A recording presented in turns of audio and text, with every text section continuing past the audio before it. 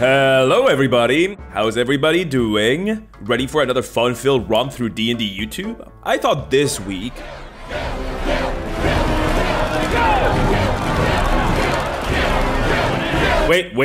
Wait.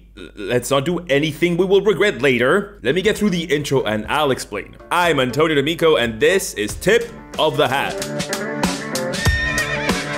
The show where I take an aspect of the game, something that people have trouble with, or an oversimplification of a concept that has devolved and lost all meaning it originally had, and talk about it to hopefully help you when running and playing the game. Okay, so what's with, you know, this?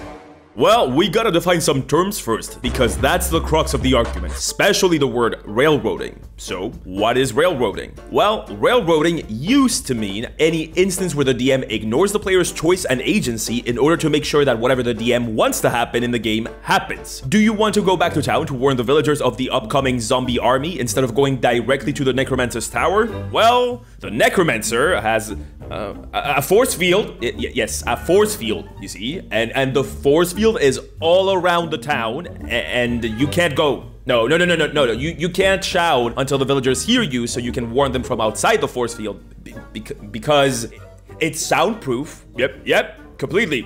What? You want to write what the problem is on a piece of paper so they can read it from the other side of the force field? No, you can't. Well, you can, but it won't work because everybody's blind. Yep, it's a blinding field of force field. Yep.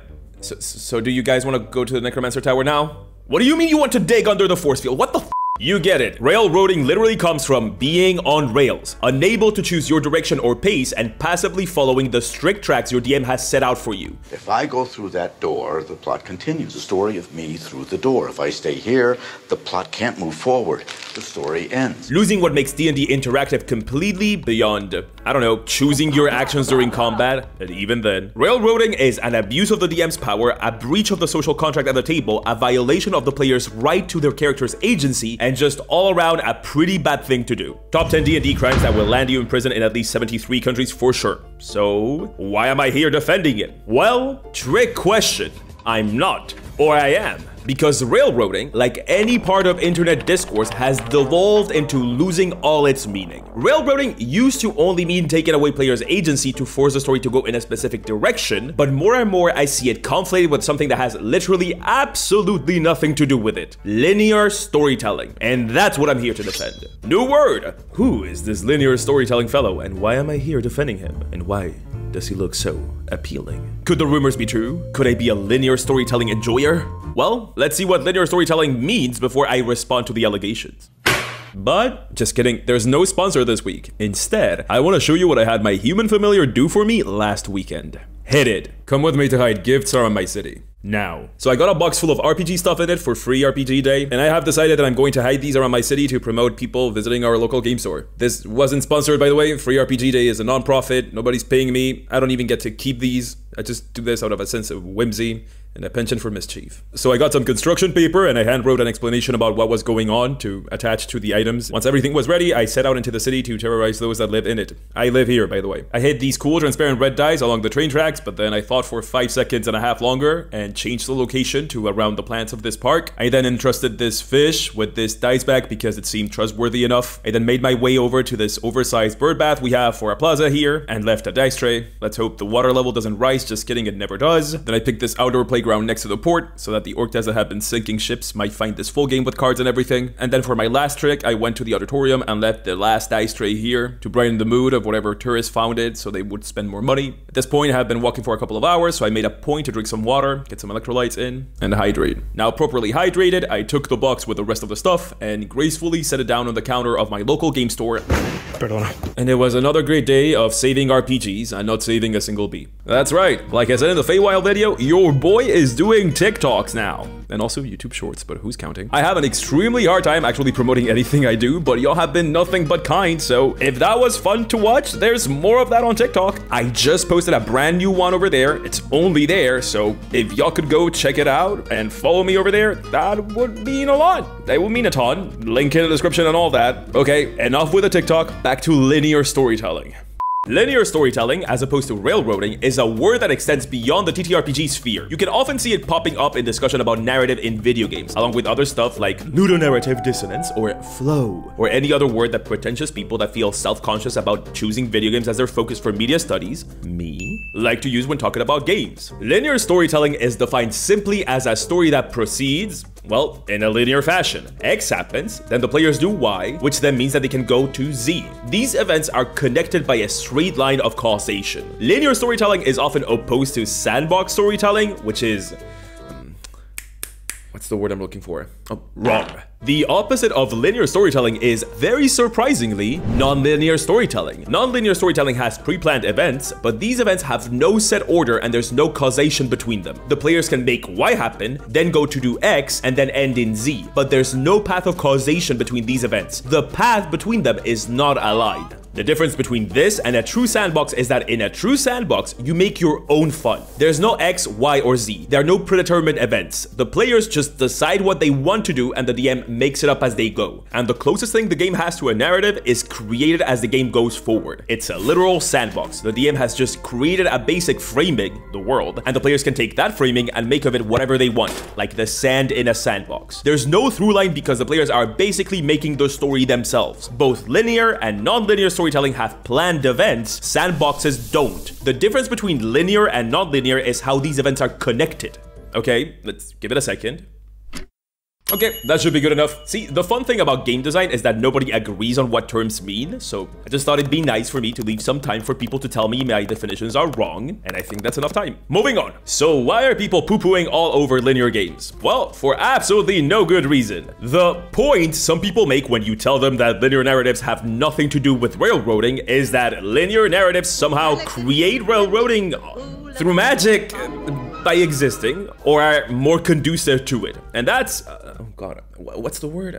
Yeah, I think it's once again wrong. Here's, I think, the misconception that has led to tons of people thinking that linear storytelling is somehow associated with railroading more heavily. Linear storytelling can feature massive player-driven choices and still be linear. If in your game you have to choose to ally yourself with the Southern Underwater Basket Weavers or the Cat Whalers of the Northern Wastes, and you choose to ally yourself with the Basket Weavers, and who wouldn't, honestly, and that leads to a massive shift in the story, that still can be linear storytelling. You can still have big choices made by players in a game, it just means that the DM has to think of several outcomes for those choices. And once that choice is made, prep accordingly. Not prep more, just prep accordingly. Prep until the next big choice, or until you feel comfortable. But that can very much happen in a linear game. I just did a very linear adventure in this channel for my Feywild video, and that features a big choice. It is just at the end, but if you go to the end of the adventure, you will see that the plot hooks account for the different possibilities. Since we're talking so much about video games, let's give an example of exactly this. Mass Effect, or its better cousin that somehow less people have played because we live in an unjust and cruel world, Dragon Age, are both ostensibly linear games, for the most part, that make player choice and branching paths the literal main feature of the game. You are given choices, you choose. None of us has a choice. And then those choices have consequences later on in the timeline of events. That's linearity. There's a clear line of causation between those. Conversely, let's take Breath of the Wild, one of my favorite games of all time, which for most of its runtime is non-linear, and then goes right back to being linear, but who's counting? You can go to any divine beast at any time and any order. Those predetermined events have no line of causation between them. They are entirely separate. You create a timeline by simply playing, but they are designed in a non-linear fashion. And the game gets progressively harder depending not on which divine beast you have done first, but rather how many have you done. That's non-linearity. Now, I love Breath of the Wild, but if you're gonna argue with me that Breath of the Wild has more player choice in its narrative, not in its gameplay, in its narrative, than Dragon Age? I don't know. We can't be friends because I'm not friends with people that are wrong. In conclusion, for this part of the video, saying that linear games are bad because railroading is like saying you don't like cherries because you're lactose intolerant. Conflating the two is creating a very weird atmosphere where people automatically feel like they won't like a linear game, which is wrong. Maybe that person would love it if the well wasn't poisoned with a wrong association with railroading. But also, it's getting alarmingly close to linear games are not D&D because D&D is about player choice, which is just plain wrong. We all make choices, but that was a choice. Playing a non-linear game is not somehow more D&D, and it certainly isn't better D&D. So after all of that, I'm ready to say, yes, the rumors are indeed true. I am a linear narrative game enjoyer. And I'm gonna tell you exactly why I think that linear games are just as good, keyword just as good, not better, not worse, as sandbox or non-linear games. So just like I said a minute ago, linear games can feature as many high-impact narrative choices as non-linear games. But I'm gonna argue that, at least to me as a DM, it's much easier to craft much more important, high-stake choices in linear games. Because I know the order of events. I might not know all of the events, but I know their order. If I know that after the players choose to save the mystical baby boy of power, they'll have to do X, Y, and Z before the baby boy's mom reveals that he's destined to become the Antichrist, I can drop hints, I can start building to that reveal, and the choice is either sacrificing the baby to prevent, you know, demon apocalypse, or try to find a way to save him even though this might cost the party a lot. That choice can feel even more impactful. What kind of baby diaper should the Lord of Darkness wear? As Dungeon Masters, we have very few things that are actually under our control, or we should have few things under our control. You know, if you're doing it right and not railroading, which is still bad, we can't control pacing, we can only influence it, we can't control players' choices, we can't control what characters the players make, unless you're one of those very fun people that limit what people can play down to like 3 classes and 2 subclasses. Giving away control over the order of events too makes it so that, at least for me, crafting an engaging story ends up being even harder. If you've had a hard time making big plot points hit emotionally with your players, I don't know,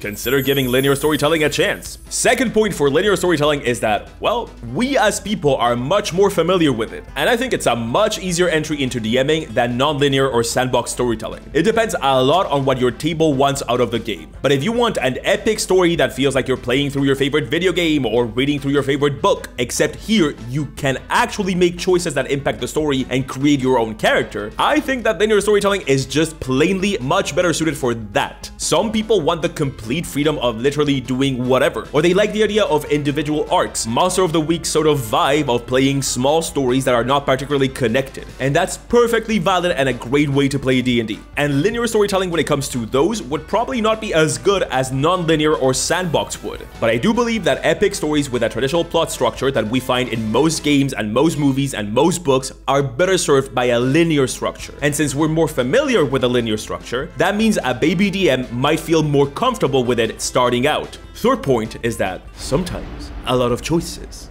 are worse.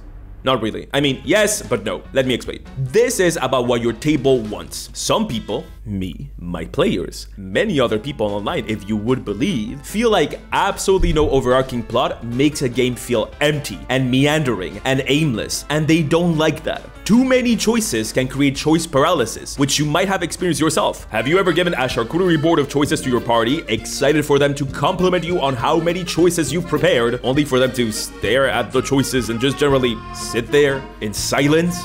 I know, it's painful. I've been there. The reason behind that, more often than not, is called choice paralysis. There are simply too many choices. Too many notes, Your Majesty. Exactly. Very well put. Too many notes. And choosing between them is scary to players. That's valid. And while linear storytelling can create choice paralysis, I believe it's less likely to do so. While linear storytelling often has narrative choices, ally yourself with A or B, betray X or take the fall for them, trust Y or Z, etc., it has less moment-to-moment choices, such as, do we go to the mountains or to the desert? Do we go left or right? Do we go to this town or the other? You know, because the next event has been clearly hinted at you. But conversely, some people feel like a linear structure is too restrictive, and they miss those moment-to-moment choices. Some people do not want their DM to create events, regardless of how many choices they get to make, and would rather be the ones dictating what happens next. That's sandbox. But not everybody prefers that. Finally, and this is less of a point in defense of linear narratives and more just something to keep in mind, you can have these in the same game.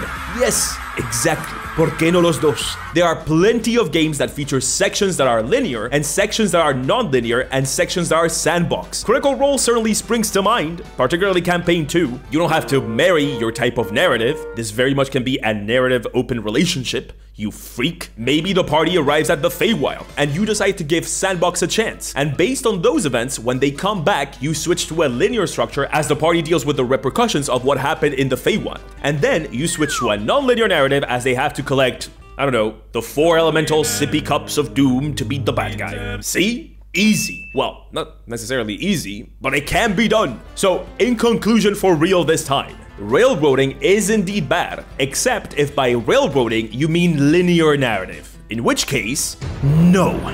That's not bad actually. That's just as good as any other narrative style. Some people will gravitate to one or another, and it's in the group's best interest to be crystal clear on the narrative style the game will be mainly following, so as to not have situations where people feel some type of way about it. Man, don't you hate when D&D arguments end with talk to your group, there's no wrong side? So anticlimactic when there's no bloodshed. Anyway, I guess that means that you're free to go out there, pick a narrative style that suits both you and your group, and put your deep-seated traumas into a goblin that you will get to embody 4 hours a week if you're lucky.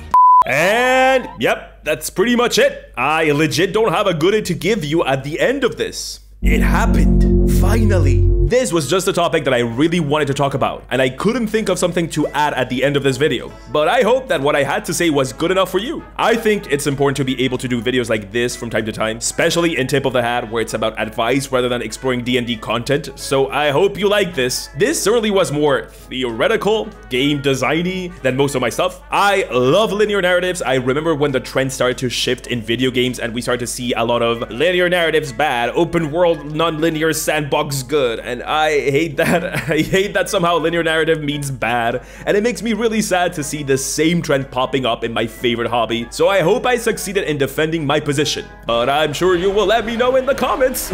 Speaking of which, thank you so much for commenting, thank you for liking, thank you for subscribing. I believe that's all 3. If you have done none of those, please consider. My usual content has free stuff at the end and everything. It's a good deal. Trade offer. I give you video and free thing. You give me love. Happy. I don't know what you give. You give me plenty. I guess like that's it. You give me support. Let me know which type of narrative you like best. I am interested in seeing that because whenever I talk about this, there's so many people that like come up and be like, no, me too. I also like linear. And I'm like, where are you when these discussions happen online? I'm alone in the trenches. Please come help. Anyway, I'm off to plan the next video. Be sure to make the right choices. Be sure to keep a save file so you can go back and change your choice. You can only get to the true ending of this video if you make a different choice halfway through, so good luck. All right, bye-bye now. I'm gonna go. Mwah.